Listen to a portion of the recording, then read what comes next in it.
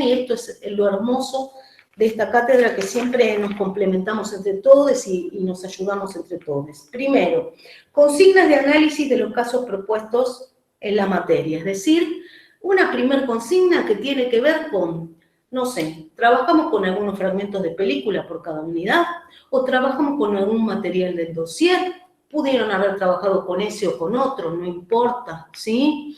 Se les propone que ese material lo analicen a la luz de la idea de cultura, a la luz de la idea de hegemonía, a la luz de la idea de industria cultural, reproductividad técnica, campo, es eso, ¿sí? La primera tiene que ver con eso. Recuerden siempre fundamentar, es decir, poner en relación ese caso o ejemplo con los conceptos. ¿Y cómo entra a jugar ese concepto? No es solo decir tal... las cosas que yo hago en mi vida cotidiana hablan de la cultura en tanto en sentido amplio como restringido. Bueno, ¿qué quiere decir eso? Fundamentemos, expliquemos dónde aparece la idea de sentido amplio, dónde podría aparecer la idea de sentido restringido, etc. Segunda consigna.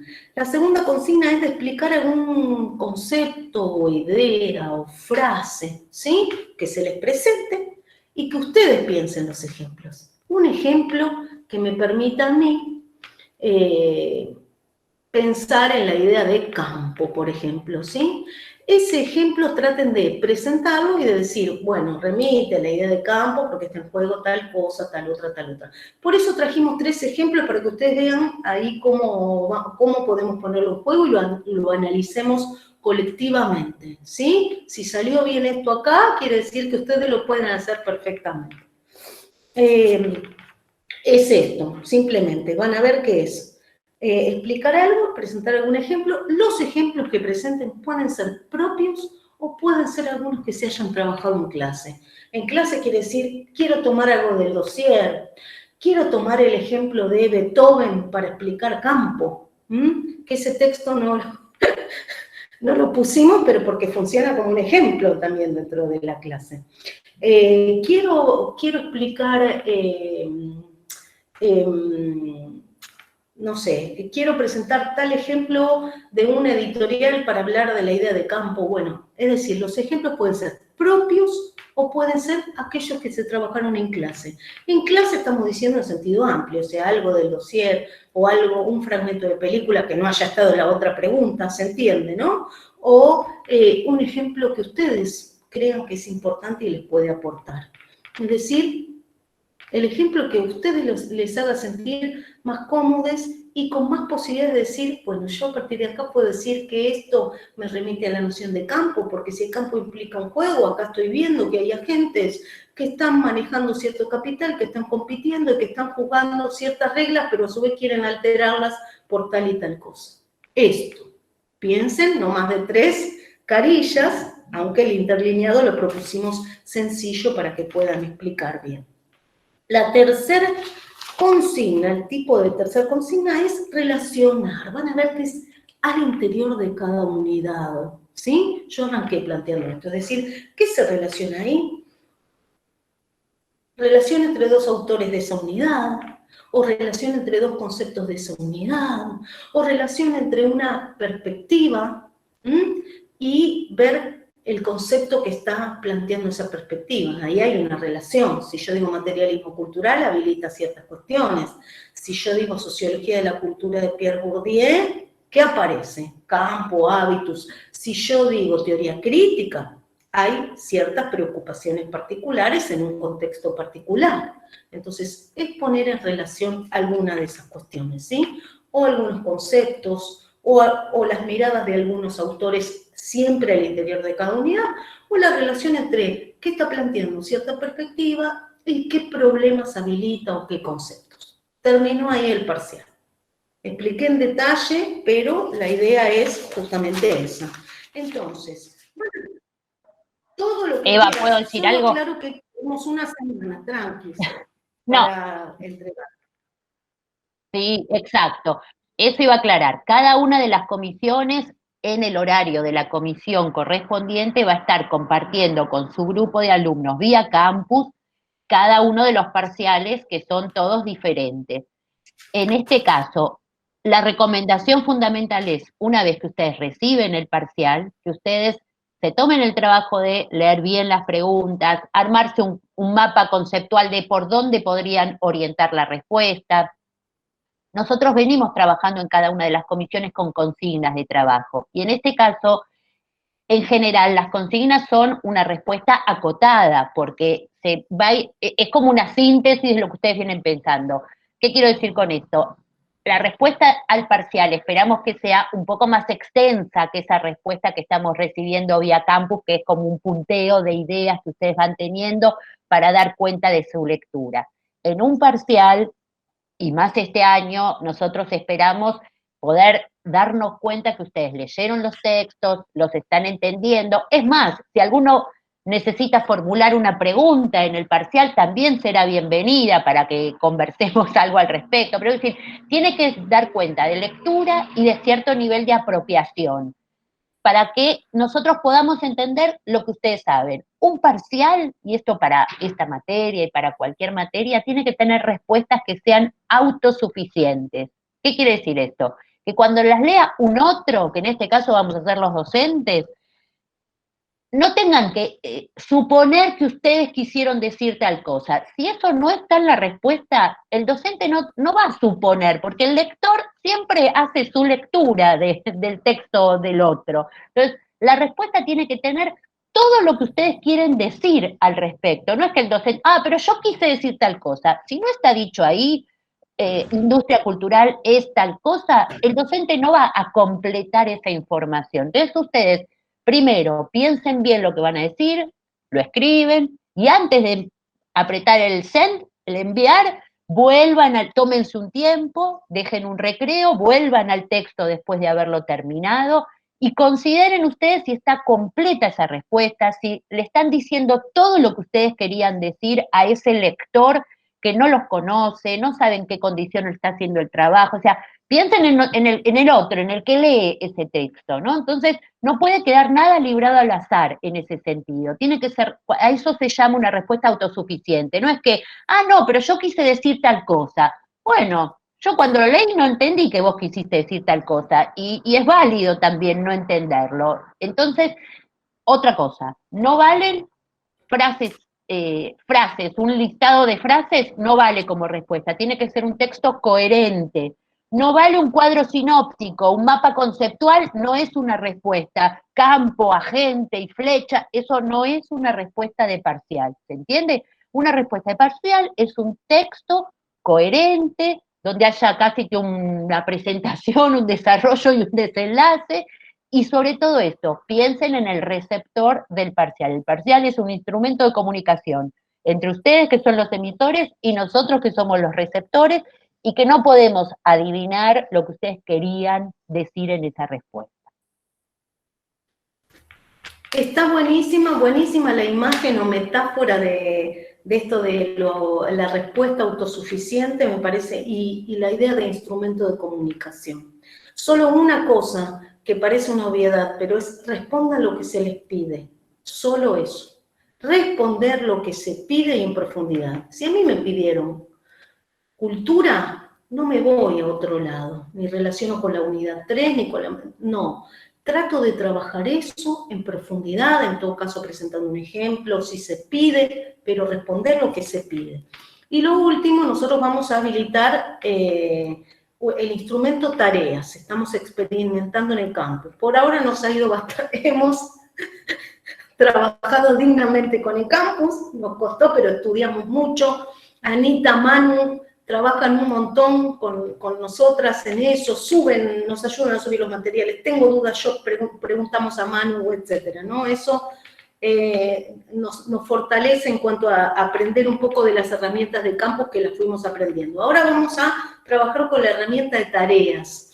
Esa herramienta significa, porque Gaby dijo, el botón, está muy bien Gaby, es eso, es decir, cuando tienen el parcial, revísenlo, van a tener una semana, pero si por ahí lo terminaron el fin de semana, adelante, ya comentarios de maestra Ciruela, pero digo, tienen una semana para entregarlo, y cuando lo entregan, es eso, en la herramienta tareas ponen send, no dice send, dice enviar tarea. Así que es eso solo, ¿sí? Nada, eso. Cualquier inconveniente, no va a haber inconvenientes, va a andar todo bien. Yo mandé preguntas a campo, le dije, no se va a saturar, nada, va a andar todo bien, se va a mandar todo bien. Y cualquier cosa saben que siempre seguimos comunicados y entre nosotros la comunicación no falla. Podemos tardar media horita nada más, ¿sí? Ahí pregunta si da a definir cultura. Vas a ver, ¿quién preguntó esto? Celeste decía, vas a ver que siempre la pregunta orienta por dónde tenés que ir, ¿sí? Es decir, va a haber una pregunta por ahí que diga materialismo cultural, cultura, por ejemplo, pero responda a lo que se está pidiendo, ¿sí? Por ahí sí decir, bueno, la palabra cultura es desde un acercamiento del materialismo cultural de Williams, ¿sí? Pero es responder lo que se pide y en profundidad.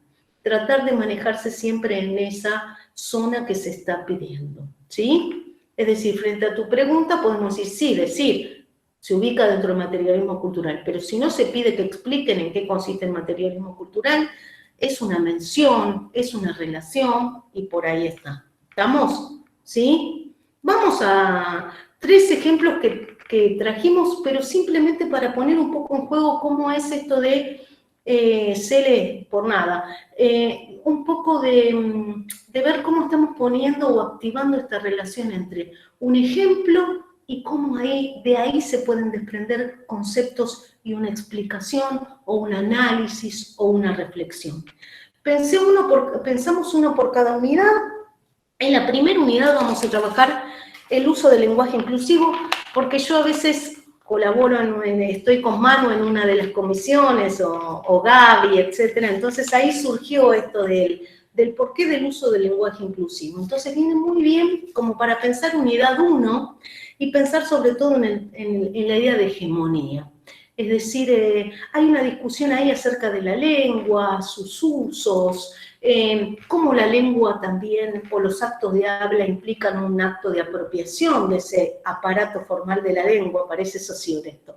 Pero por otro lado, sí, preguntan, perdón, dice cómo se envían los archivos. Van a ver que los vamos a enviar en el mismo asunto de tareas, ¿sí? Va a aparecer, quédense tranquiles, y a su vez también queríamos subirlos cada uno por comisión como un archivo que esté ahí. Quédense tranquiles, son 3 preguntas. Esa es un poco la idea. Sí, muy bien, Naila, otra cosa para aclarar.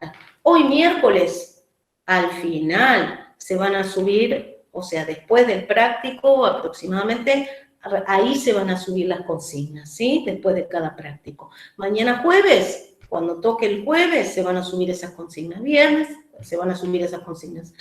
Cada una va a entregar después miércoles los de los miércoles, jueves los de los jueves, viernes los de los viernes, como plazo, ¿sí? ¿Qué significa esto? Que si lo tienen antes, lo suben.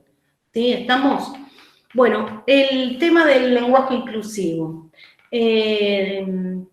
como para pensar.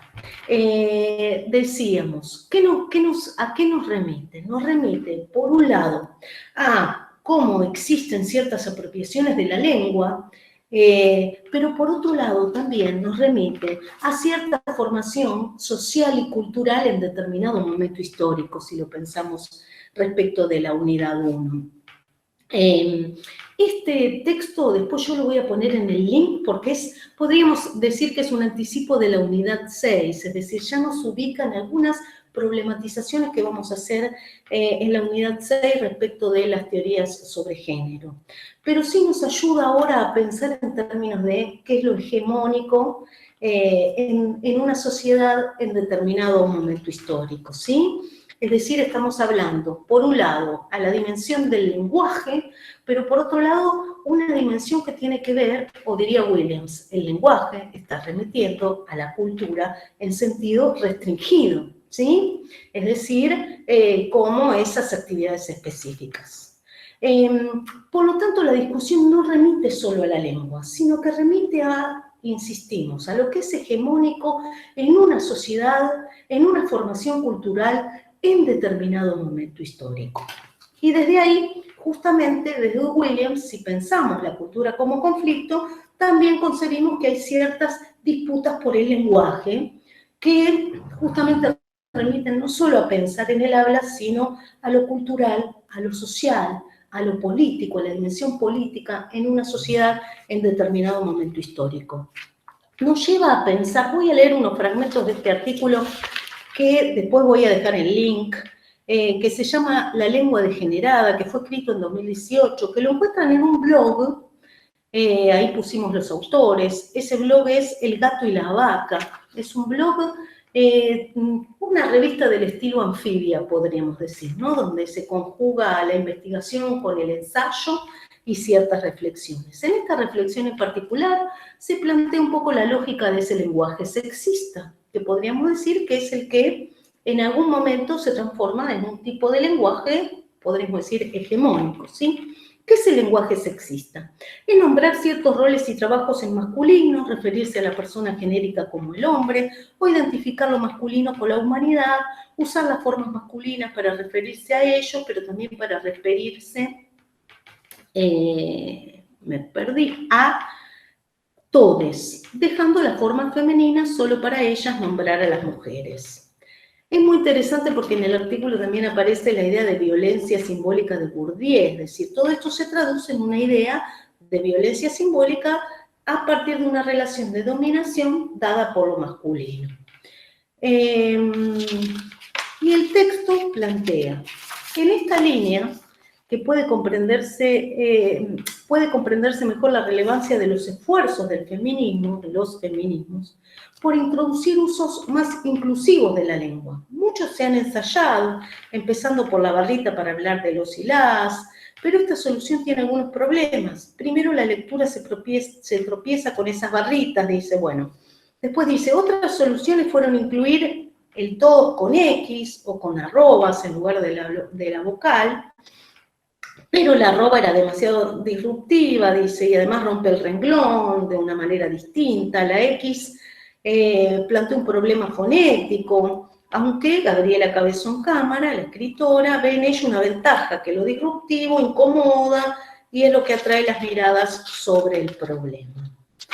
Hacia el final del texto, que nos está planteando todas estas cuestiones respecto de qué es lo hegemónico en determinado momento histórico, plantea justamente algunos argumentos alrededor del uso del lenguaje inclusivo. ¿Por qué usar el lenguaje inclusivo? Y dice, anécdotas como esta nos recuerdan que la lengua es maleable, que apoyar o rechazar un uso disruptivo, que tiene por objeto reclamar derechos larga e injustamente negados, es una decisión política, no solamente lingüística, podríamos decir, ¿no? Que si se busca un mundo más igualitario, la lengua no es una clave mágica para conseguirlo.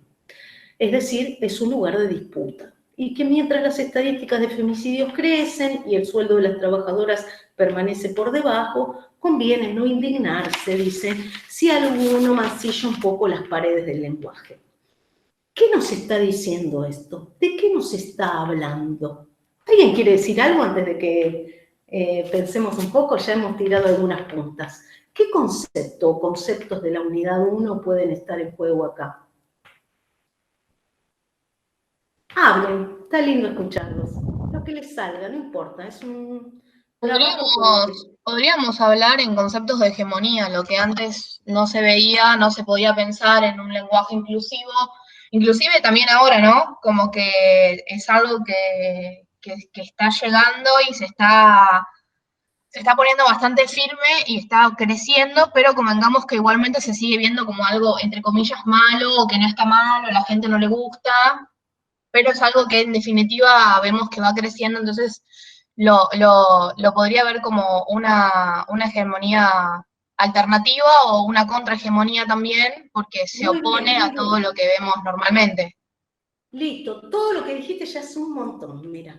Pero, ¿cuál es la idea? Que lo vayamos deconstruyendo un poco, que lo vayamos desmenuzando o presentando elementos analíticos. Primero, estamos hablando, sí, de un tipo de lenguaje que podríamos decir hegemónico, que está vinculado con un modelo masculino, con ciertos binarismos, o con un modelo heteronormativo, con un modelo patriarcal, que obviamente toda hegemonía, podríamos decir, subalterniza, es decir, implica subalternidades, ¿sí? En este caso podríamos ubicar dentro de esas subalternidades las mujeres o las disidencias, ¿sí? Como parte de esa subalternidad.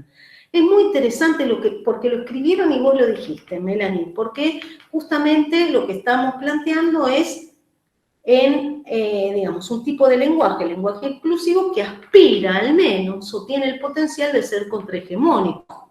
Tal vez en este momento hablamos de que coexisten ambas lógicas, por ahí entonces en ese sentido se podría hablar de cierta, por el momento, alternatividad, pero sin embargo tiene un potencial de querer transformarse en una nueva hegemonía, es decir, ese lenguaje inclusivo que nos atraviese, porque ese lenguaje inclusivo está dando cuenta de esas subalternidades, de esas olvidades de la historia, de ciertas formas de violencia simbólica, en términos de Bourdieu, como decía ahí, que visibilizan ciertas disidencias. Desde ahí es que nosotros podemos hablar, tanto por un lado, también podríamos mencionar la idea de cultura, como dijimos, en sentido amplio y restringido, pero sobre todo la idea de que siempre ustedes fundamenten desde el autor, desde Williams, es decir, la idea de pensar justamente lo hegemónico por un lado y este potencial contrahegemónico, o la idea de subalternidad, o la idea de que toda hegemonía es constantemente desafiada, resistida, modificada, tiene elementos que se le oponen, tiene elementos que se le resisten, y que eso hay que analizarlo históricamente, porque algo que en un momento ha sido, diríamos, contrahegemónico, en otro momento puede ser parte de la hegemonía alternativa, etc. Es decir, Williams también establece como una serie de elementos intermedios, podríamos decir. Incluso ahí, en este capítulo se trabaja sobre todo la idea de hegemonía alternativa como algo que está al interior de una hegemonía y alterna, presenta otra lógica, y a su vez esta idea de contrahegemonía que aspira a transformarse en hegemonía. Pero también diríamos, en este capítulo aparece la idea de resistencia y oposición como cuestiones también que podrían estar en el medio. Acá lo importante es que ustedes siempre fundamenten a partir del autor. Si nosotros estamos tratando hipótesis respecto de qué consideramos que puede ser contrahegemónico, o puede ser alternativo, o puede resistir en determinado momento histórico, la idea es justamente que ustedes puedan fundamentarlo a partir de ese, diríamos, aparato conceptual que está presentando el autor, ¿sí? Hay otro elemento interesante para pensar desde este ejemplo, la idea de institución, porque aparece, digamos, interesante lo de la idea de alteridad, muy, muy interesante, que no lo tomamos, pero también es otro elemento que se puede trabajar a partir de aquí con Crotz. Y el otro, otros conceptos que están aquí presentes, la idea de institución. No leí lo último, después lo seguimos a ver si hay algo ahí para retomar. Pero sí la idea de institución, por ejemplo, en el artículo que se llama de 2018, La lengua degenerada, recuerden por si lo quieren googlear, se menciona la Real Academia Española, ¿no? Es decir, ¿qué son las instituciones? Perdurables, formas de organización, que duran en el tiempo, que tienen sus propias leyes, ¿sí? Diferente a la idea de formación. Pero aquí también podemos comprender ciertos movimientos, sobre todo los movimientos feministas, que están planteando justamente o están disputando en algún aspecto cierta agenda pública. Cuestión que vamos a trabajar en la unidad 4 a partir de la semana que viene, ¿sí? Pero lo dejamos planteado, es decir, también aparecen las instituciones y las formaciones, y piensen que ¿por qué Williams está armando Me sale mapa conceptual, Gaby, pero esta red o esta constelación de conceptos, porque justamente está pensando en esta dinámica, en la historicidad de ciertos fenómenos y de ciertas prácticas, trama de conceptos. Bien, el entramado de esos conceptos. Constelaciones en términos también de Benjamin, ¿no? ¿Por qué este tipo de conceptos? Porque hablan de un dinamismo del campo, diríamos, de una sociedad, de una formación en determinado momento histórico.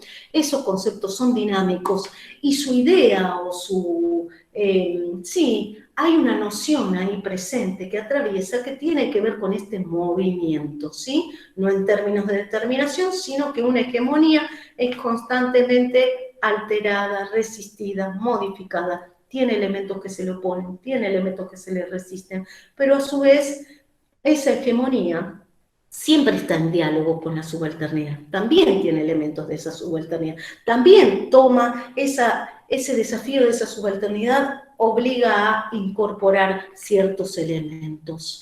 Esto significa justamente esta idea de dinamismo, de límites y de presiones de esa hegemonía. No solamente la idea, obviamente que está discutiendo con la idea de determinación o de categorías fijas, sino por eso hay que analizarlas dinámicamente. La idea de límites y de presiones. Este dinamismo de campo cultura, de una formación social histórica en determinado momento, ¿sí? La hegemonía, me gusta mucho, la hegemonía va mutando, exactamente. La palabra que usaba era desplazamiento, pero es interesante, y va mutando como el hábitus. Muy interesante este planteo. Miren cómo estamos relacionados. Van a ver que nosotros, otra cosa que no aclaramos, vamos a trabajar, una consigna va a ser a la unidad 1, otra a la 2 y otra a la 3, o sea, va a ser una consigna. 3 tipos de consignas, pero a su vez una va a remitir a cada unidad. Es decir, estamos pensando en relaciones intraunidad, pero estas relaciones que ustedes están entablando son muy interesantes para pensar el glosario, es decir, el tercer trabajo práctico, ¿sí? Donde ustedes ahí son ustedes los que eligen, ponen en juego, presentan ejemplos, etc. Tengo una pregunta, ¿no? Estoy acá con el tema de... pienso en lo que decís sobre el lenguaje inclusivo, ¿no? Y nuestro rol como editores. Por ejemplo, sí, tenemos, se habla de que los correctores hablan, se fijan según las normas de la Real Academia Española, también para poder corregir algo, ¿no? Pero ¿cómo podemos hacerlo en ese preciso momento? O sea, ¿qué normativa podemos llegar para llevar a cabo si la Real Academia Española está en contra de lo que es el lenguaje inclusivo? ¿Cómo la podemos llevar a cabo para cuando estemos en el momento de corregir algún texto, en algún libro o algo de eso? ¿Cómo hacemos? Podemos responderlo, es súper interesante. Lo podemos retomar cuando veamos la unidad 3. En principio te diría que también, ¿por qué lo pensé en la unidad 3? Porque también dentro del campo editorial hay distintas posiciones y distintas lógicas respecto de los proyectos editoriales. Entonces, también tiene que ver con el proyecto editorial en el que cada quien se inscriba, ¿no? Es decir, en algunos espacios o instituciones o formaciones se permite el uso del lenguaje inclusivo como parte de una política editorial, o una política institucional, o una política académica, mientras que en otros no. Es decir, esto, ¿qué te respondería Williams? Que va variando de acuerdo a el tipo de institución o la formación a la que se pertenezca. Nunca podemos trazar como una homologación unívoca, diríamos, ¿no? Es decir, está muy interesante esta idea de que un grupo hegemónico también a veces toma esos elementos de la subalternidad para, ¿qué dice Williams ahí? Transformarlos en parte de esa hegemonía, es decir, para formar parte de esa hegemonía adaptativa, ¿sí? ¿Por qué pensé en Bourdieu en primer... no se escucha bien, no me escuchan bien, ¿me escuchan bien? ¿Sí? Sí, Eva, se escucha perfecto, sí, no sé, debe ser un problema de la compañera. Hablo gritando. No, se escucha bien. Perfecto. Yo quería agregar solo una cosita a lo que planteaba Javier en términos de la dinámica de la cultura hegemónica en términos de unidad 1 y la lógica de los campos en términos de la unidad 3. Hay instituciones donde hoy en día un editor tiene que conocer las reglas de funcionamiento de esa editorial y de ese campo para ver si puede incluir y corregir, por ejemplo, desde el lenguaje inclusivo o no. De hecho, pero no depende solo de la Real Academia, y dependerá de qué tipo de institución nos encontremos, qué tipo de discurso, o sea, ahí el editor tiene que estar atento al contexto justamente donde va a estar desarrollando su tarea profesional.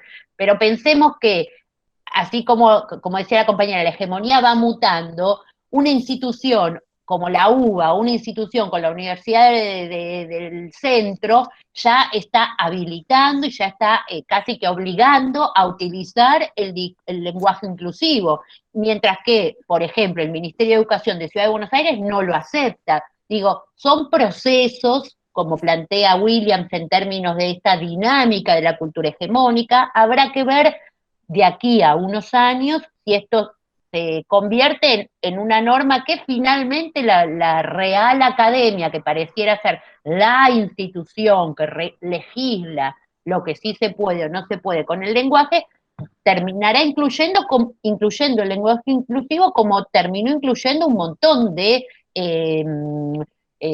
formalismos o cuestiones que por el uso de la lengua se fueron desarrollando. Al día de hoy, ¿qué tiene que hacer un editor? Estar atento en qué tipo de institución está trabajando. Habrá que ver a futuro qué sucede con este lenguaje inclusivo, ¿no? Pero son las lógicas y las reglas del campo donde uno se maneje. Javier, para vos. Es muy interesante tu pregunta porque creo que va más allá de Williams. Claro, claro. Digamos, como para pensar. Nosotros lo que estamos haciendo, sobre todo, o sea, yo tengo que volver a Williams, ¿no? Y decir, o a la materia, ¿no? Y plantear esto, es decir, plantear en términos de pensar en instituciones, informaciones, o pensar en términos de campo también, como decía Gaby, pero que justamente hay un concepto, diríamos, de dinámico que nos está implicando, nos está ayudando a pensar en que esa hegemonía también, como dice ella, va, como decía la compañera, va implicando transformaciones, implica un proceso, palabra que todavía no dijimos hoy. Como tal, un proceso incorpora elementos nuevos, desecha otros, ¿sí? Para hablar también de tradición, que no mencionamos, la idea de tradición selectiva.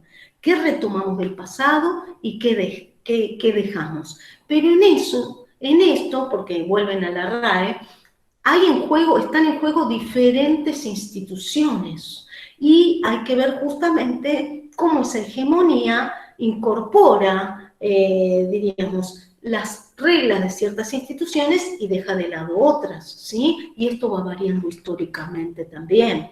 Y vuelvo, esa idea de tradición selectiva es que no se toma todo en una hegemonía, sino que hay elementos que se incorporan y otros elementos que se desechan. No sé, Javier, si te ayudamos a pensar al menos en Williams, que es un poco la idea. La otra pregunta me hace acordar mucho a Bourdieu cuando le dice, Bourdieu, ¿por qué existe la desigualdad? Vieron que yo conté eso en un teórico.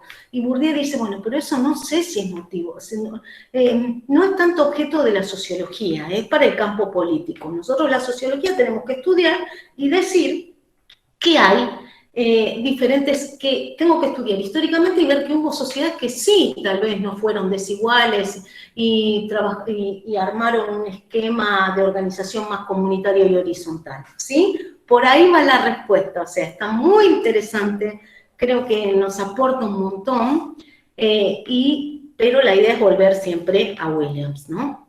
Bueno, gracias por el aporte, Javier, que ayuda mucho a pensar. Y de todos, ¿no? Marcos Cruz plantea, la RAE es una institución simbólica, vista en términos contrahegemónicos y culturales. Me pregunto, ¿es una institución simbólica? ¿Es una institución que maneja el lenguaje, que se ocupa de todo el paquete? Pero no es simbólica, es una institución que está instituida, que existe socialmente y que ocupa un lugar en en Te la... escucho con delay, David. ¿Ustedes se escuchan bien? ¿No? Marcos, no sé a qué te referís, pero no sería una institución simbólica, si bien maneja cuestiones que tienen que ver con el lenguaje, que se relaciona con lo simbólico, pero es una institución, y en términos de contrahegemónicos no tiene nada, es una institución súper hegemónica, que legisla, es como la Academia Nacional no, ni siquiera nacional, es una institución que es parte del sistema hegemónico cultural, no tiene que ver con lo Ahora, el contrahegemónico. texto, sí, el texto es muy Sí, sí, lo interesante entiendo porque así. también, sí, Bien, pero no Marco, sabía si lo estabas planteando en otros términos, o sea, Lo justamente, planteaba, claro, trataba de plantearlo justamente como que es una institución que, digamos, con relación a lo que hablamos con el uso del lenguaje inclusivo, está en disputa justamente este uso del lenguaje inclusivo con una institución como la RAE, que por ahí yo creería que al estar esa disputa, podríamos ver a la RAE como una institución en términos simbólicos, es decir, porque la estamos viendo justamente bajo esta, digamos, posibilidad de poder disputarle el escenario del lenguaje a esa institución. Es decir, es como, quiero llevar, digamos, al terreno de lo que sería la Iglesia Católica como institución, que para determinados sectores la Iglesia ha quedado simplemente como algo simbólico, más allá de que en las tradiciones todavía sigue estando presente. en bien, esos, volvamos. claro. Perfecto, perfecto. Volvamos a Williams, es decir, estamos pensando en términos de instituciones. Por supuesto que para Williams también las instituciones implican en espacios de disputas y de conflictos. Esto es muy interesante de pensarlo también, no como todos homogéneos, es decir, también en el artículo aparece, digamos, la idea de la necesidad muchas veces de homologar ciertas prácticas del lenguaje, es decir, pensemos todo dinámicamente. Esto es lo que nos aporta Williams, de pensar justamente esta idea de que aún al interior de una hegemonía conviven distintos elementos. Aún al interior de una institución se pueden observar desplazamientos. Aún al interior de una formación, esa formación presenta unos rasgos en cierto momento que pueden implicar cambios o desplazamientos o incluso que se institucionalice. Esto es lo que nos permite Williams, ¿sí? Desde ahí nos ayuda justamente a pensar esto. Es decir, miren todo lo que hemos trabajado, alteridad, la idea de cultura, la idea de hegemonía alternativa, la idea de contrahegemonía, instituciones, formaciones, y fuimos armando ahí este mapa conceptual. ¿En qué contexto? Ahí había una pregunta en ese sentido, o en qué, diríamos, desde qué perspectiva. Está Crotz por un lado, que Anita fue una de las que armó la ficha de Crotz de entrada, y por otro lado, el materialismo cultural de Raymond Williams. ¿Qué significa esto? ¿Por qué material? Porque estamos hablando de la cultura como espacio de conflicto, aún al interior de una institución, al interior de una hegemonía, y por otro lado, la idea de, diríamos, de la cultura traducida en prácticas materiales, ¿sí? Que tienen materialidad, o en las instituciones, o en sus leyes, o en las formaciones, o en prácticas, pero la materialidad de la cultura, que implica práctica e implica también un espacio de disputa. Aún la lengua también lo es. ¿Alguna duda de esta unidad 1? ¿Pasamos a la 2? Sí, Gaby. No, que en esos términos le contesto a Adriana, que plantea esto de una pelea. Adriana, me parece que tu último comentario en el chat tiene muchísimo que ver con la unidad 1, pero también es muy interesante plantearlo desde la unidad 3, desde la lógica de los campos, ¿no? Como un trabajo que desde la cátedra nos gustaría, más allá del parcial, es esto, ¿no? Cómo pensar un problema que, por ejemplo, a ustedes los atraviesa, como es futuros editores, y qué hacer frente al lenguaje inclusivo, pienso en cómo lo planteó Javier al inicio, y pensar cómo en el campo se va dando esta dinámica de aceptación o no aceptación de un nuevo paradigma, por así decirlo. Vos lo planteás también en términos de cuánto de lo que la RAE dice realmente se relaciona con la cotidianeidad rioplatense, y absolutamente al lugar. O sea, es un planteo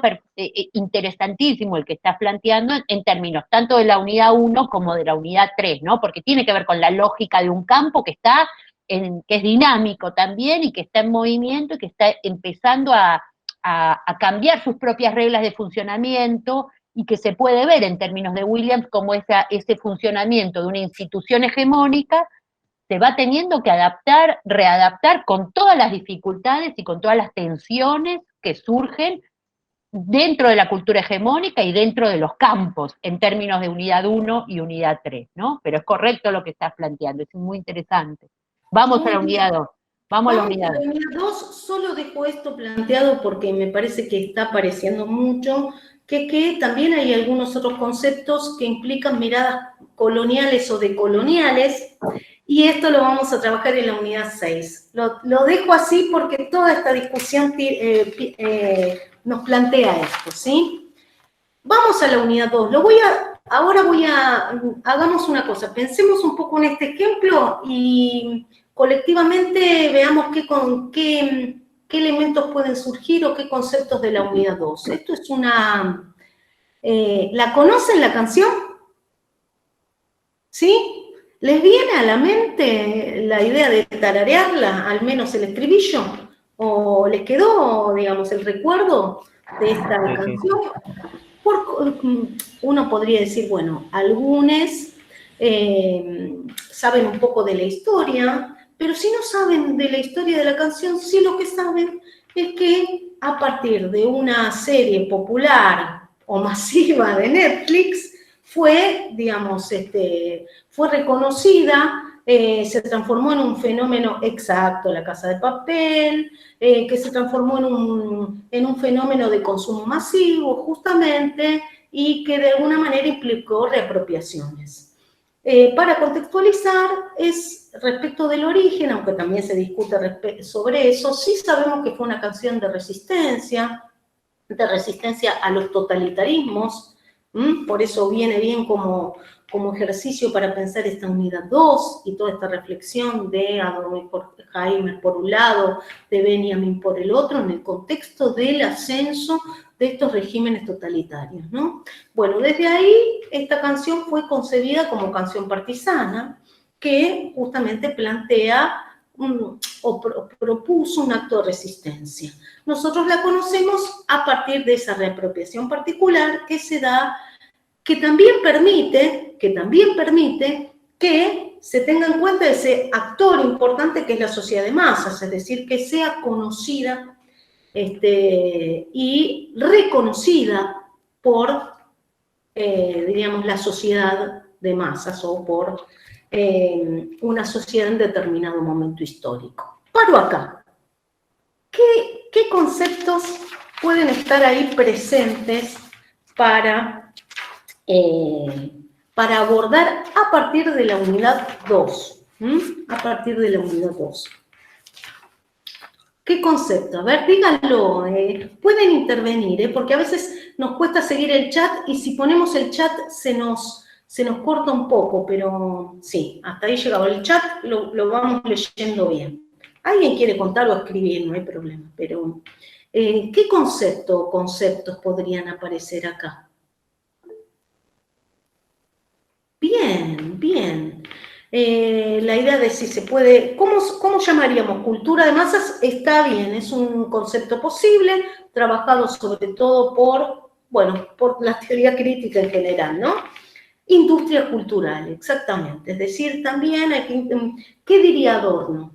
Que si bien surge, digamos, como en un contexto particular, en la actualidad la industria cultural como sistema que incorpora una lógica de serialización, de estandarización, de consumo de masas, esa industria cultural que implica la producción en serie de bienes para ser consumidos masivamente, esa lógica es la que atraviesa esta canción, es decir, se transforma en una canción pegadiza, que tendemos a repetir, que se nos tornó conocida, que de alguna manera la industria cultural al haber quedado, podríamos decir, subsumida por esa lógica de la industria cultural, queda atravesada por cierta lógica de la mercantilización o de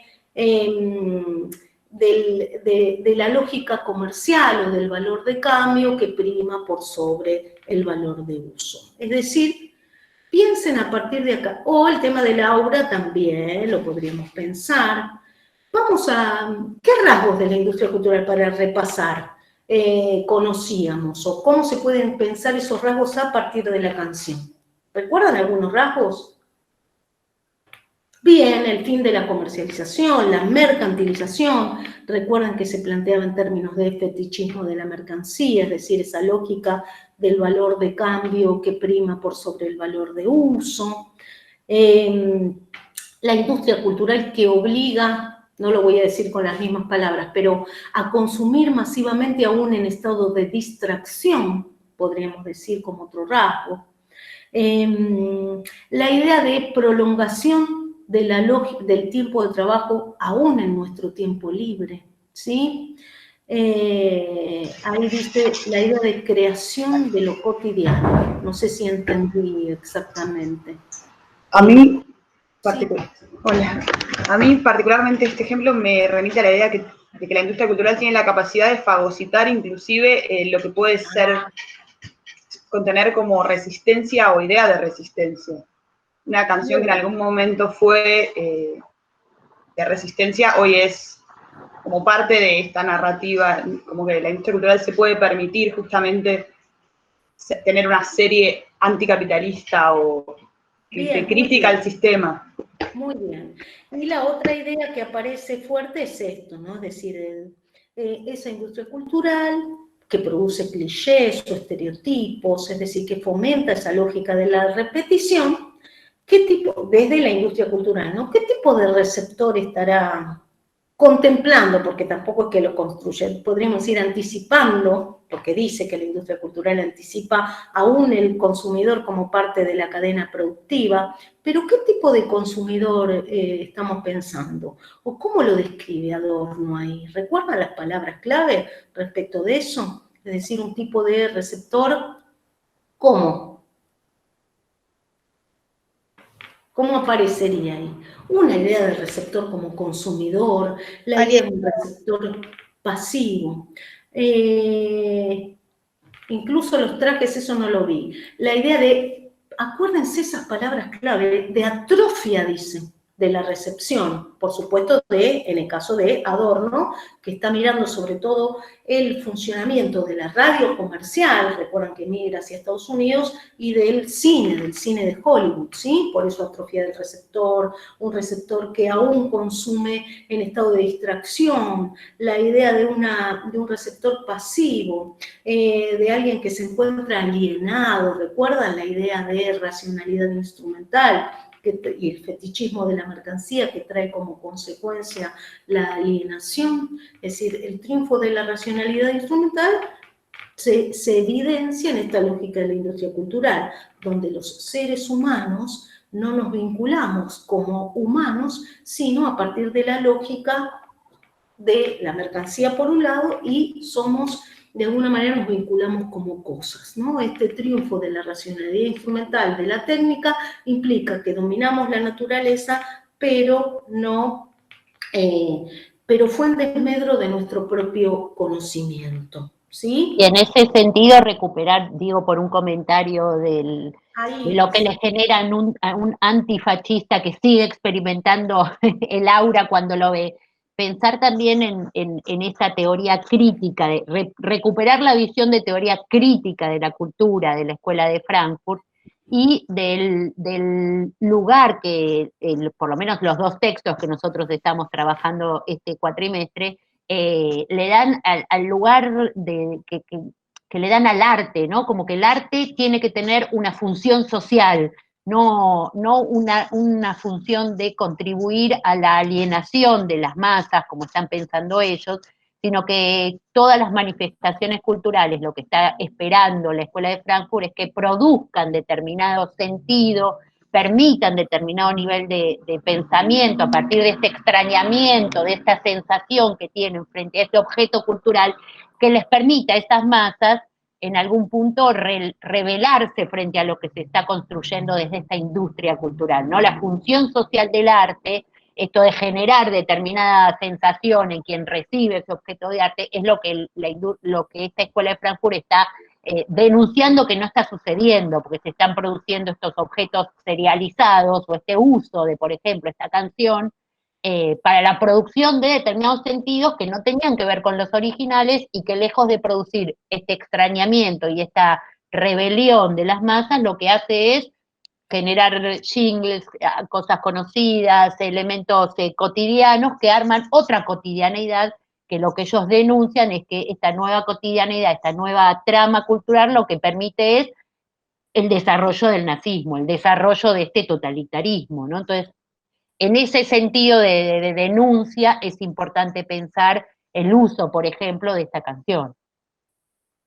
Bien, y otra cosa, bueno, aparece ahí nos ponen en el chat la idea de racionalidad instrumental, ¿sí? Es decir, el triunfo de la técnica, insisto, como forma de dominio sobre la naturaleza, pero que trajo como consecuencia esta idea de que los seres humanos, los sujetes, terminamos relacionándonos como si fueran relaciones entre cosas, ¿no? Esta idea de cosificación o reificación o alienación. Lo último no es lo último, pero sí otra cosa para destacar, ¿sí? Vamos a algunas ideas. ¿Cuál sería la concepción o cómo podemos contrastar esta concepción de recepción respecto de la concepción que está presente en Benjamin? Es decir, ¿qué diría Benjamin respecto de esto? Algo comentó Gaby, que podríamos plantear. Gaby, yo a veces te escucho un poco cortada, lo único. Pero puede ser porque abro el chat y lo vuelvo a cerrar, y ahí es donde... Pero se escucha bien, vamos bien, ¿no? Sí, bien. Yo por lo menos escucho bien. Bueno, ¿cuál sería... ¿Cómo podríamos contrastar con la idea de recepción o de espectador que está presente en Benjamin? Benjamin lo que habla bueno, no es arranco sobre... yo, el que quiera agregar algo. No tiene que ver con la politización del arte, cuando Benjamin habla de que se responde ¿Estamos acá? desde el socialismo a la politización del arte. Obviamente que está planteando Benjamin la idea de pensar cómo responder a esta estetización de la política que propuso el fascismo. Buenísimo. Y en ese sentido, también pensar que esa idea de receptor, por un lado, que es lo que le critica Adorno, ahí Benjamin está pensando en un potencial de la técnica, en un potencial, podríamos decir, de transformación, de democratización, de politización de la técnica, y por otro lado, y en ese mismo sentido, podríamos decir exactamente que acerca la cultura de masas, es decir, aparece un nuevo actor que está mirando ahí, por eso todas las lecturas y apropiaciones de Benjamin apuntan a considerar algo que no ve tanto Adorno, que es la cultura popular, ¿sí?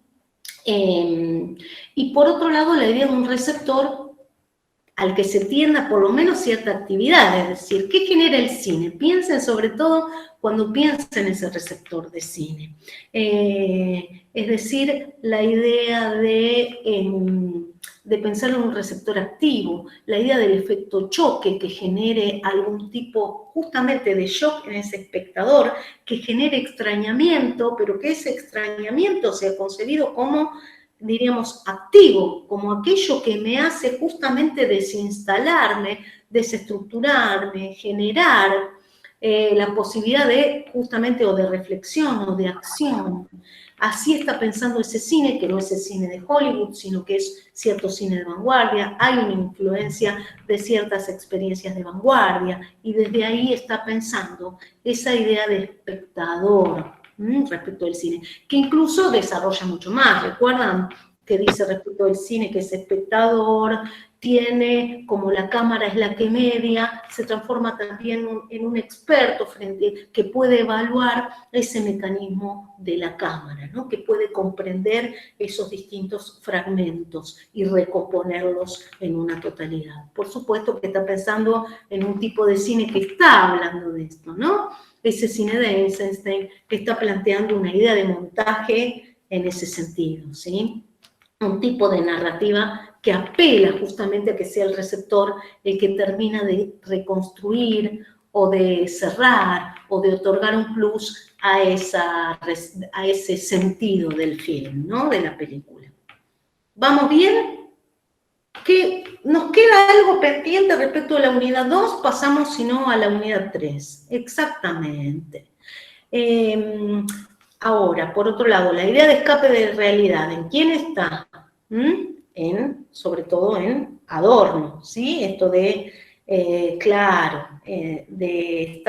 de consumir en estado de distracción. Por supuesto que él después, en teoría estética, habíamos dicho que está pensando en algunas experiencias culturales, musicales, estéticas, que de alguna manera escapen a esa lógica de la industria cultural, ¿sí? Piensen siempre toda esta reflexión, falta un elemento clave de la unidad 2, es decir, esa teoría crítica, ¿qué tipo de pensamiento propone?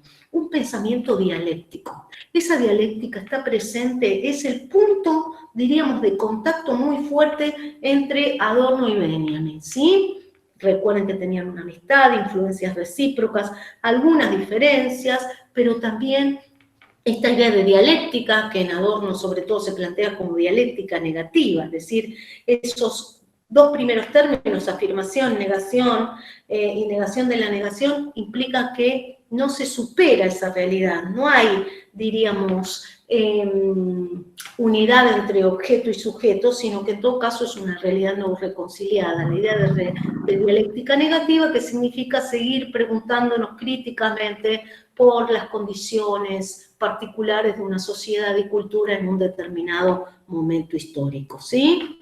Esa mirada dialéctica está presente tanto en Adorno como en Benjamin. Recuerdan que Benjamin también piensa en términos de chispazos de luz, o opone el valor cultural al valor exhibitivo, o pensar el momento aurático, pero después la ruptura del aura a partir de la época de la reproductividad técnica, que significa, volvemos a insistir, en la aparición de un nuevo actor que es la sociedad de masas, ¿no? Es decir, cómo se modifican ahí nuestros sensorios, nuestras experiencias perceptivas, nuestra percepción respecto del espacio y del tiempo. Y ese rescate tan fuerte que hace Benjamin, sobre todo del cine, como ese, diríamos, como ese nuevo invento, ¿no? Como, bueno, la posibilidad de reproductividad técnica que transforma nuestra percepción, que modifica nuestra percepción del estado del espacio y del tiempo y que nos permite justamente este tipo particular de recepción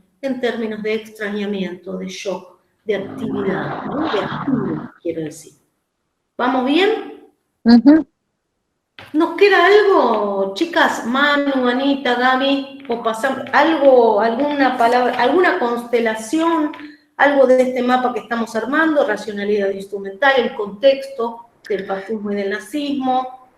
Perdón, yo estaba leyendo un comentario de Rosa que decía si estaría mal plantear que Benjamin es una perspectiva positiva y Adorno una perspectiva negativa frente a la lógica de la industria cultural. Digamos, yo quería solamente apuntar, en primer lugar, que la temporalidad, o sea, con la que están escritos los textos, perdón, el texto de Benjamin es del 36, el de Adorno y Horkheimer es una década posterior, y me parece que a lo mejor, o sea, si bien es cierto que Benjamin está rescatando positivamente ciertos aspectos de la técnica en términos de lo que implica la reproductibilidad y lo que les estaba comentando Eva en relación a las posibilidades que eso apareja, digamos, para la manera de recepcionar, a lo mejor Benjamin también tendría probablemente una mirada crítica respecto de otros puntos que son los que marcan con mucho más énfasis Adorno y Benjamin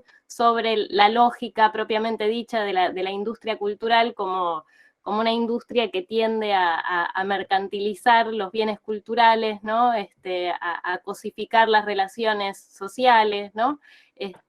Me parece que a lo mejor plantear en esos términos la visión de ambos autores puede llegar a ser como un poco simplificatoria, aunque es cierto que hay lecturas que rescatan a Benjamin con una mirada como mucho más positiva en ese sentido. Un poco más positiva. Un poco más positiva. Está muy bien la respuesta, porque es un sí y un no a la vez, ¿no? Es decir, relativicemos un poco y para eso nos ayuda Luis Ignacio García también, ¿no? Cuando plantea el rescate del trabajo de la industria cultural a partir de pensar que son una serie de reflexiones, de fragmentos, que no lo podemos pensar en términos de totalidad, que lo tenemos que pensar en términos de trabajo colaborativo y ensayístico, y también este hiato, es decir, el trabajo de Benjamin, año 35, y Dialéctica de la Ilustración, esas reflexiones sobre la industria cultural en el año 44, ¿sí? También muy interesante lo que va surgiendo, pero por eso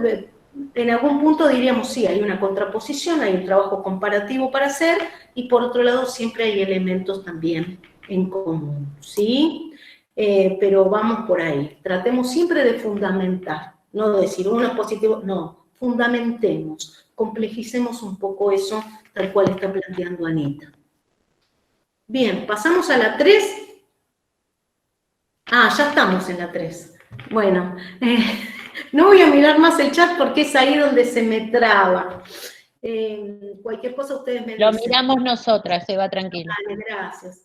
Eloísa Cartonera. ¿Por qué traje justo este que era del dossier? Porque en el teórico, que se hizo un poco largo, hice solo una breve mención a Eloísa Cartonera. Podemos tomar Eloísa Cartonera, podemos tomar el otro de las editoriales que se llama Disparos al Corazón de la Edición Independiente, ¿sí? Podemos tomar cualquiera de ellos. ¿De qué nos está hablando? Sobre todo de ciertas posiciones dentro de campo, ¿sí?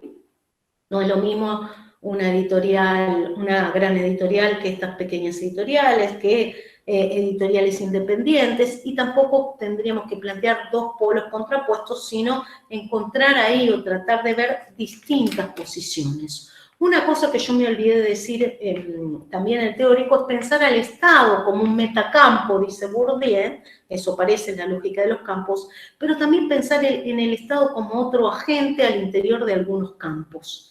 Por ejemplo, en Disparos al Corazón se plantea esta necesidad de que el Estado intervenga en algunas políticas editoriales, ¿no? Ahí lo estamos pensando también como un agente o como una institución al interior del campo, ¿sí? Esta doble cuestión. Cuando se lo analiza se dice es un gran campo, ¿no? Bourdieu dice es un metacampo.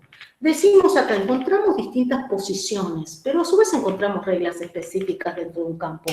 ¿Qué hacen las distintas posiciones? Pueden implementar, es decir, posiciones, podemos decir, editoriales independientes como un tipo de posición dentro del campo. Juegan reglas dentro del campo. Esas reglas pueden ser de ortodoxia o también de heterodoxia, ¿sí? En algún momento pueden ser respetar esas reglas, otro momento puede ser intentar alterarlas. ¿Cuál es el sentido de hacer esto? De jugar o jugar también apostando y tratando de romper esas reglas. Justamente acumular ese capital específico dentro del campo. La idea de campo, la idea de hábitus, ¿recuerdan? Y la idea de ciertos capitales, es decir, todos para poder desde la sociedad, bien, jugar y tratar de ganar capital simbólico, eso permite justamente la capacidad de ejercer mayor violencia simbólica dentro del campo, es decir, jugar en un lugar privilegiado dentro de esas relaciones de fuerza. Solo tomé miren todo lo que dice esta frase, que es solo una entrevista donde uno de los miembros de Eloísa Cartonera, creo que era Cucurto, ¿no? Se le entrevista y comenta un poco lo de, digamos, cómo están pensando la editorial. Dice, costaba más entrar en librerías, el precio que ellos proponían era bajo, pero creamos nuestro público a partir de libros breves, fáciles de adquirir, baratos y con autores de vanguardia. desconocidos por un lado, como Dani Gumpi, dice Enrique Lino, José Pacheco, y otros que ahora son más renombrados, como Fabián Casas, Pedro Lemebel o Cucurto. Además teníamos obras de Quiroga, Walsh, Julio Cortázar, Coppi, Perlonger, Cela Rayán, Lamborghini y Ricardo Piglia, entre otros tantos. ¿De qué nos está hablando esto? De tratar de imprimir ciertas reglas particulares, de pensar que esta posición está relacionada con cierto privilegio, de cierto capital simbólico, es decir, que este tipo de editoriales también imprimen cierta lógica dentro del campo e implican una posición dentro de ese campo. Por otro lado, podríamos plantear también justamente esto, ¿qué lógica están imprimiendo? ¿Qué lógica están tratando de jerarquizar dentro de ese campo? La lógica de las obras de autores poco conocidos o vanguardistas, es decir, algo, pensar en términos relacionales, algo que se diferencie respecto de otras posiciones dentro del campo que tal vez privilegien otras cosas. Es decir, ¿cómo hago para distinguirme y diferenciarme e ir a su vez incorporando cierta regla que me permita acumular a partir de presentar un proyecto editorial que se distinga y diferencie de otros, pero que juegue dentro de esas reglas? Tal vez que respete esas reglas pero que instaure algo distinto, o tal vez que simplemente las intente subvertir, ¿sí? Vamos a la última frase a ver qué nos está diciendo. Somos 10 personas y no tenemos sueldo fijo, a fin de mes separamos los costos de los materiales y repartimos en partes iguales lo que queda, a diferencia de otras editoriales cartoneras, que en general son personas que no se pueden publicar y se autopublican. Ahora tenemos un pie adentro y un pie afuera del mercado. ¿Qué quiere decir eso? Un pie adentro y un pie afuera. ¿Saben a qué me remite? Me hace acordar a Beethoven cuando planteaba esta idea de un momento de transición dentro del campo, es decir, reconocer muchas veces que hay reglas en pugna también dentro del campo y que justamente el principio que permite acumular es, de alguna manera, justamente por momentos respetar esas reglas y por momentos intentar, diríamos, subvertirlas, ¿sí? Tener una pata dentro y una pata afuera implica también jugar para acumular. Me da la idea de pata dentro, pata afuera, apostar. Tal vez gane con una o tal vez gane por otra, pero no quiero de alguna manera salirme porque en algún momento o con alguna de estas dos lógicas o con esta estrategia de subversión o con esta estrategia de ortodoxia voy a terminar acumulando dentro del campo. Ahí hay otros ejemplos que están presentando de otras posiciones dentro del campo editorial. Hay una muy interesante para trabajar, que es, diríamos, por un lado, dentro del campo editorial también están las revistas, que tienen otra lógica, otra posición, es decir, que incorporan elementos, podríamos decir, de ese presente, ¿no? Muchos dicen que tienen un carácter más dinámico. O bien también los fanzines, o los fanzines punks, o las revistas under. Ahí quieren plantear una duda, vamos a eso, como otras posiciones dentro del campo. ¿Qué permiten esas posiciones? Justamente establecer ciertas estrategias de subversión o de ortodoxia o de conservación o imprimir una lógica particular, pero jugar siempre adentro del campo. Pregunta última. ¿Todos los agentes y las instituciones? Bueno, ya la respondo. Están siempre adentro del campo, están jugando adentro del campo. No estamos pensando algo que esté por afuera. Recuerden que la idea del campo de Bourdieu también implica que ese campo se encuentra atravesado a veces por otros campos y siempre en particular por el campo del poder, por la lógica del poder, ¿sí? ¿Qué significa esto? Implica que puede haber incidencia de otros campos, pero que esa incidencia no va a cambiar las reglas de ese campo, porque el campo, ¿qué es lo que posee? Una autonomía, por más que digamos que esa autonomía es relativa. Y lo último, recuerden que al interior del campo podemos hablar, obviamente, que hay agentes, esos agentes que tienen, por un lado, ocupan una posición dentro del espacio social de acuerdo a dos principios de distinción, capital económico y capital simbólico. pero a su vez hablamos que esos agentes traen disposiciones, como dijeron, es mutable, ¿no?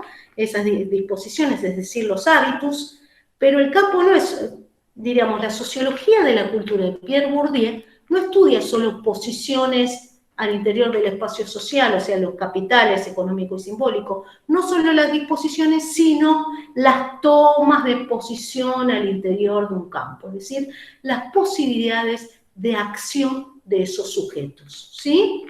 Ubicación en el espacio social, distribución en ese espacio social, por otro lado el hábitus como este intento de articulación entre lo social y lo individual, lo social hecho cuerpo, esquemas de percepción, pensamiento y acción estructurados y estructurantes, y también, por último, la idea de tomas de posición, es decir, posibilidades de acción del sujeto, es decir, ese hábitus no es el destino. Una cosa, Eva. Sí. Que vos nombrás mucho la palabra sujeto, pero en general Bourdieu habla de agentes, porque no está pensando, digo para no confundir, porque en mi práctico salió como consulta, que habla de posiciones que ocupan ciertos agentes, más allá de las subjetividades de esos agentes, pero que esos agentes sí son portadores de determinados hábitos que tienen una constitución más social que individual, ¿no? Si bien cada uno es portador de un hábitus, ese hábitus es un constructo casi que colectivo que vamos teniendo cada uno de los agentes al interior del campo. Y traigo una pregunta, un comentario de Vanina en el chat, ¿lo viste? Dale. No, léelo. Dice, en relación con una consigna del parcial, cuando Eloísa Cartonera tiene que hacerse cooperativa para poder recibir los beneficios del Estado, ¿quiere decir que el campo editorial se ve subordinado por el campo económico? En realidad no habla Bourdieu de subordinación, sino de interacción, ¿verdad? Esa es la pregunta de Vanina.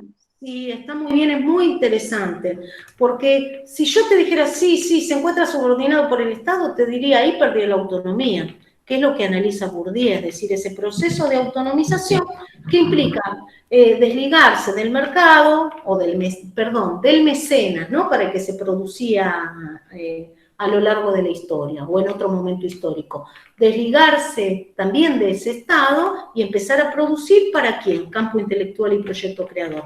Para un público. Esto aparece también en el texto de la bibliografía complementaria de Rivera. Es decir, la idea de que comienza un público mercado, genera la ilusión del arte por el arte, de que uno escribe o produce o hace algún tipo de producción artística desligado diríamos, de todo tipo de condicionamientos, cuando Bourdieu va a decir, ojo, que esa autonomía es relativa, es decir, hay condicionamientos de lo económico, de lo político, de otros campos, atravesados por la lógica del poder, etc. Sin embargo, que sea autónomo significa que la lógica de ese campo, los límites están adentro del campo. Puede haber influencias, puede haber incidencias, pero lo que no hay son determinaciones o cambios o subsunciones, podríamos decir, es decir, todas esas incidencias inciden, aunque valga la redundancia, pero no significa que el campo no... Cuando un campo deja de ser autónomo, ya no es campo. Cuando hablamos de campo, hablamos de autonomía, es decir, regirse por sus propias lógicas, no tener, diríamos en el campo intelectual, más restricciones que las del propio proyecto creador. ¿Sí? En términos de Eloísa Cartonera, para retomar eso, o sea, no es que está subordinada, al ser cooperativa está subordinado el campo editorial.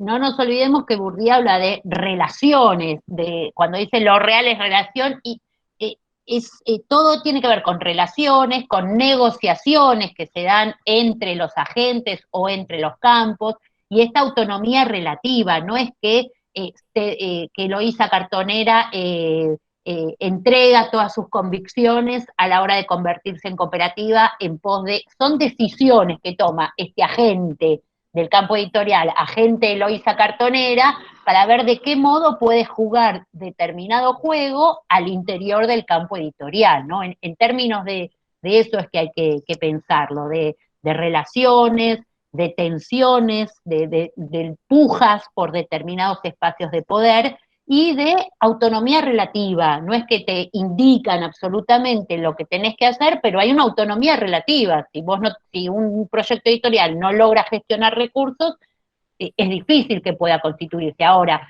gestiono esos recursos, estoy pensando, cuando hablo, pienso también, por ejemplo, en lo que se habla ahora en la agenda pública de la pauta oficial. O sea, cómo me vinculo y cómo se posiciona ese agente frente a ese otro, que es otro agente del campo o es otro campo, y en términos de Bourdieu hay que analizar esas relaciones, esas tramas de relaciones que se van configurando. Bueno, me gusta este intercambio, realmente ayuda mucho a que sigamos poniendo en juego los distintos conceptos, ¿no? Bien, hay otra palabra ahí que está poniendo, ahora se me fue el nombre, pero es la idea de legitimación, ¿no? Es decir, esos criterios de legitimación y validación. Voy a campo intelectual y proyecto creador, y por mi parte creo que ya está, digamos, algunas cuestiones generales planteadas, ¿no? Cuando hablamos de campo intelectual y proyecto creador, Bourdieu va a decir, en realidad no existe el genio creador, esto es lo que le está permitiendo, sino que en todo caso hay, diríamos, relaciones objetivas que permiten que una obra llegue a un público, que una obra sea conocida, y que en realidad, para que una obra sea conocida o legitimada o se haga pública, intervienen instancias objetivas de mediación, ¿sí? Que están también adentro del campo, es decir, distintas instituciones o formaciones. ¿A qué le da importancia Bourdieu en ese reconocimiento de la obra? Al rol de la crítica y los distintos críticos, ¿sí? Pensemos en el rol que tienen ciertas revistas culturales o ciertos suplementos culturales de diarios, es decir, todos como agentes mediadores que median en esa relación entre obra, autor y público, pero que son instancias objetivas.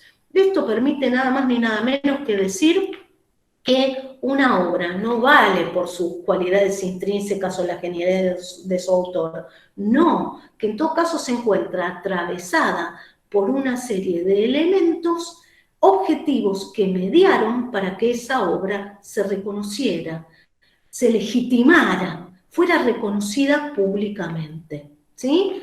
En la película El artista hay como muchas pistas en ese sentido, ¿no es cierto? Es decir, miren todo lo que aparece.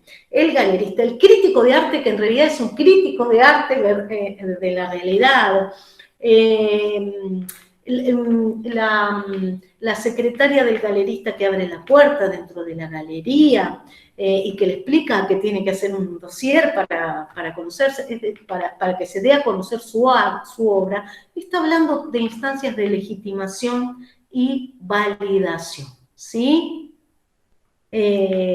Pensemos. Ahora, última pregunta, ¿están adentro del campo? Por supuesto, son agentes dentro del campo, desde tal revista, hasta tal galería, hasta tal crítico de arte, hasta tal crítica. Es muy gracioso en El artista cuando habla y dice, ay, mira lo que escribió, lo que puso de la obra de Ramírez, ¿no? Ahí está como en juego todo esto de las distintas instancias de validación y de legitimación, ¿no? Que son objetivas.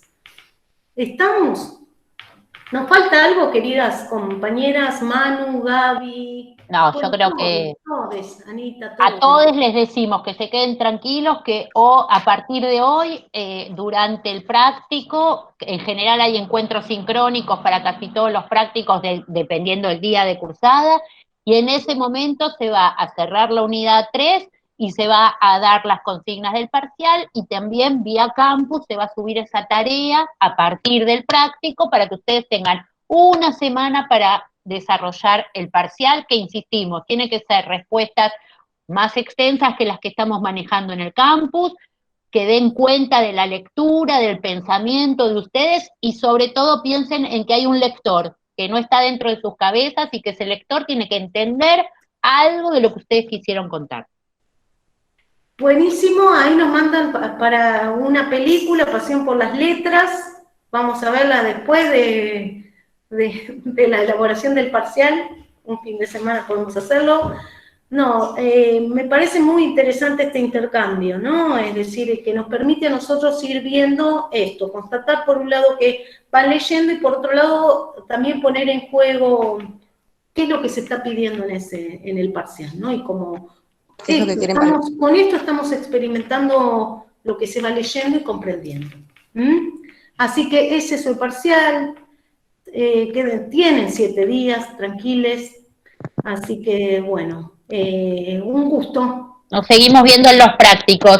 Y en 15 días otro sincrónico, que les vaya muy, muy bien. Seguimos comunicados.